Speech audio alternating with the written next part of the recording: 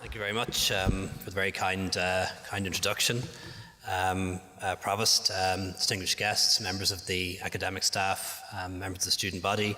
I'm delighted to be joined here this evening by some colleagues, Minister Mary Mitchell O'Connor, Deputy Cahill, Deputy Haughey. I think there's one or two others on the way. Anyone I've forgotten, as always, apologies, but I'm delighted to see some other Trinity graduates who are now in the Oireachtas here as well. And I want to say it is a real privilege to be here to open the symposium marking 425 years since Trinity's foundation. I'd also like to particularly thank the Provost for his invitation to be here and to share with you this wonderful occasion. A good university is one that changes the lives of its students. A great university is one that changes the world around it. And to my mind, Trinity is a great university. Over 4 centuries, you've been at the centre of debate and inquiry, of scholarship and learning, of research and discovery. Your contribution is measured in more than the names of the 3 Nobel laureates you've educated, and more than your roll call of distinguished alumni from Edmund Burke to Mary Robinson. It is measured in the way that you've encouraged hundreds of thousands of students to reach their potential, and the way you've pushed the frontiers of knowledge in the arts, in medicine, in the humanities, in science and beyond. 20 years ago, last week, I started my time in Trinity as a shy student, uncertain about myself and the world around me. But here in Trinity, I was encouraged to think independently, to act responsibly, to communicate effectively, and develop continuously. And indeed, these are the attributes which you've enshrined in your Trinity education, which I believe have been at the heart of the Trinity experience throughout its long history.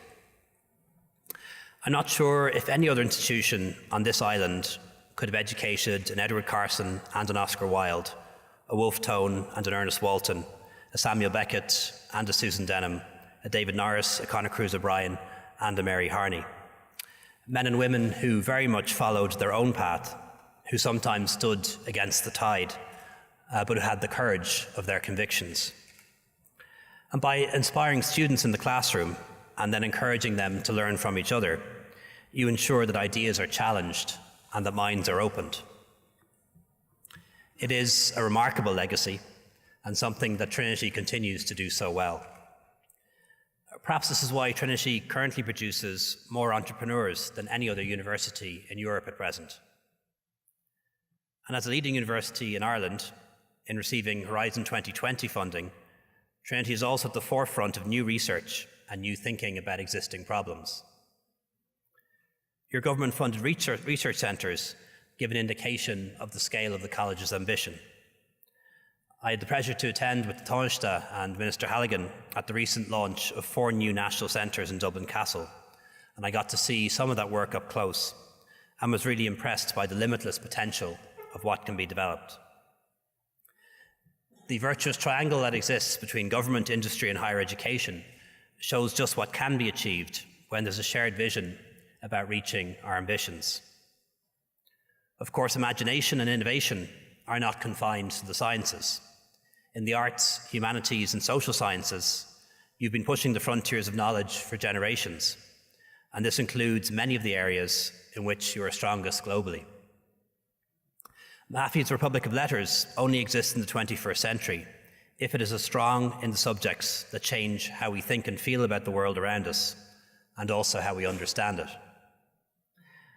Of course, there are challenges facing every Irish university, and there always will be.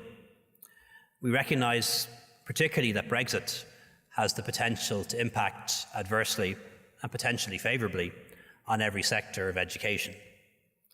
Yesterday, I had the pleasure to meet once again with Prime Minister May, and among the issues that we discussed was how Brexit might affect the strong research and teaching links that exist between our 2 countries, and particularly universities across the European Union.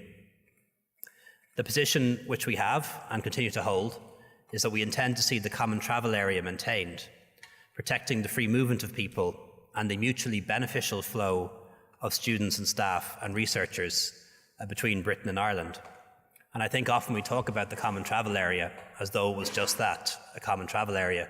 Of course, it's something much greater than that. And if you go back in history to the treaty negotiations, they had a different term for it. Griffith described it as the reciprocity of civic rights, and Lloyd George described it as a common citizenship. And effectively it is that. It's Irish people in Britain and British people in Ireland being able to live and work and study, access healthcare, housing, education, pensions and welfare, even vote in each other's elections as though we were citizens of both. And certainly both I and the government I lead, the Prime Minister and the government she leads, and our European partners are all united in the view that that reciprocity of civic rights, that common citizenship between Britain and Ireland should remain even after the United Kingdom leaves the European Union. We also want to see continued UK-Ireland research collaborations. And later this week, I'll meet with 20 other EU Prime Ministers in Tallinn at the Digital Summit to discuss similar themes. And I think no matter how things, or how difficult things have been on this island, Trinity has always had a special role in acting as a bridge between North and South. And now more than ever, we need bridges and not borders. And Trinity, therefore, has a particular role to play. As a government, we'll support higher education in its efforts to ensure that students continue to travel between North and South to study, because the best way of uniting hearts on this island is by encouraging the best and brightest young minds to learn about and learn from each other. All of these issues are very much part of our approach to the Brexit discussions and the challenge we face, and I can assure you of our commitment to ensuring that this university and higher education in general does not lose out. I know the issue of third level funding is one of our greatest challenges after years of budget freezes. The government is committed to putting in place a sustainable multi-annual funding base to cater for the continuing demographic expansion of the higher education sector, while at the same time protecting and improving quality. The recommendations of the expert group on future funding are currently being considered by a cross-party committee seeking to build a consensus on a future funding model for higher education. While this is going on, we've provided increased funding for higher education this year for the first time in 9 years, and we've also made further provision for 2018 and 2019. And it would be remiss of me at this point not to recognise the main opposition party and the role that they've played in prioritising funding for higher education as well. And indeed it forms part of the confidence supply agreement that we negotiated here in Trinity.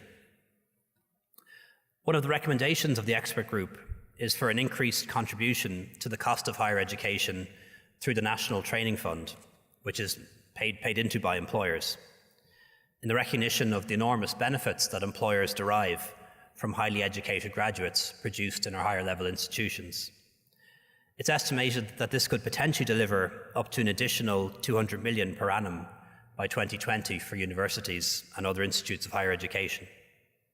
However, doing so will necessitate much greater involvement by industry in monitoring how money is spent, and also increased investment in upskilling people who are already in work but may wish to have the opportunity to apply for new and better jobs.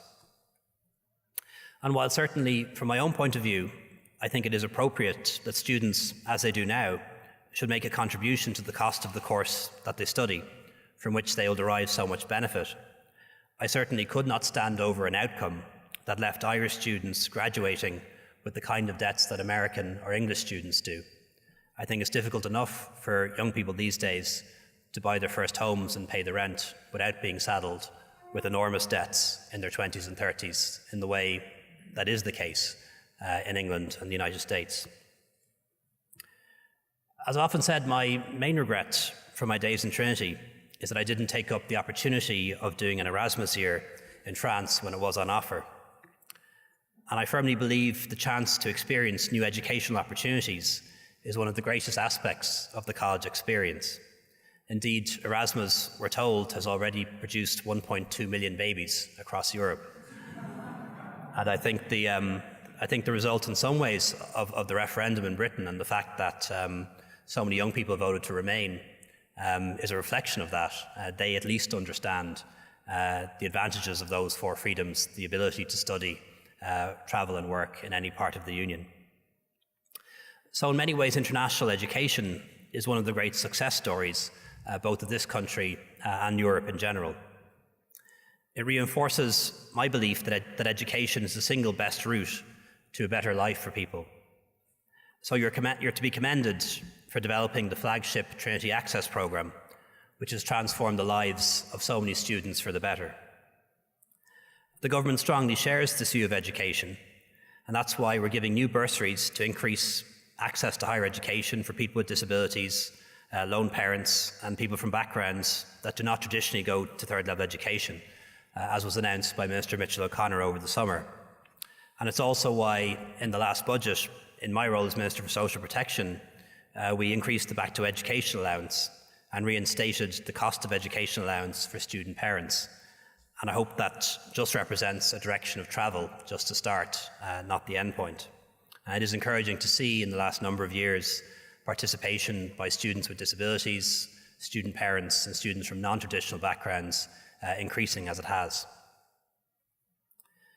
The government's philosophy is to ensure that the student body entering, participating and completing higher education at all levels reflects the diversity and social mix of Ireland's population today. This is an area, as you know, that my close colleague, Minister Zappone, has been a leader in for many years, ensuring that young people get a second chance and are shown a way forward. We accept that we can do more, and we certainly intend to do more.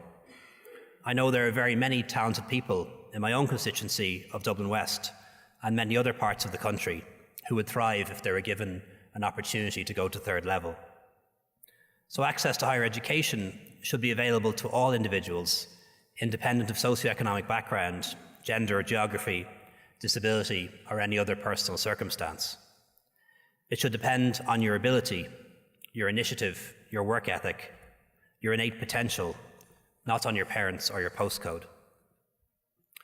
I know Ministers Bruton and Mitchell O'Connor are actively engaged in this area, and we're determined, as we work to build a republic of opportunity in Ireland, to ensure that every person can reach their potential and that every child has the opportunity to grow up to be the best person they can be.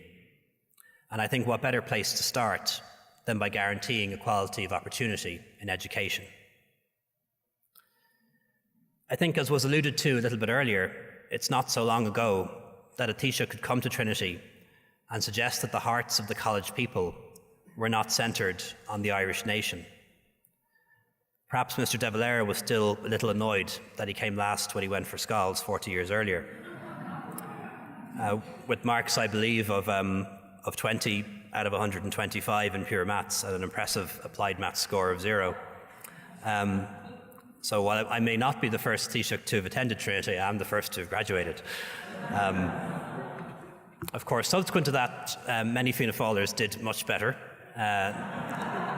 Not least that great Trinity scholar and Trinity Taoiseach and former constituency colleague of mine, the late Brian Lenihan, who remained very, very fond of this place and a great supporter to his very last days. So while it may have taken us 100 years to have a Trinity alumnus as Taoiseach, I do have a strong feeling that there are many more about to come along the way. Although Pascal will have to see off both Mary Lou and Dara to see who the second Trinity Taoiseach will be. To finish up, I feel that I've gained so much from Trinity, from my time debating in the HIST, managing budgets in the CSE, my time learning politics in Young Fine Gael, and making friends in the PAV, the opportunities and experiences that I've had both inside and outside the lecture theatre and the laboratory and make me always connected to this place. And for that reason, it gives me enormous personal pleasure to declare this symposium officially open. Thank you very much.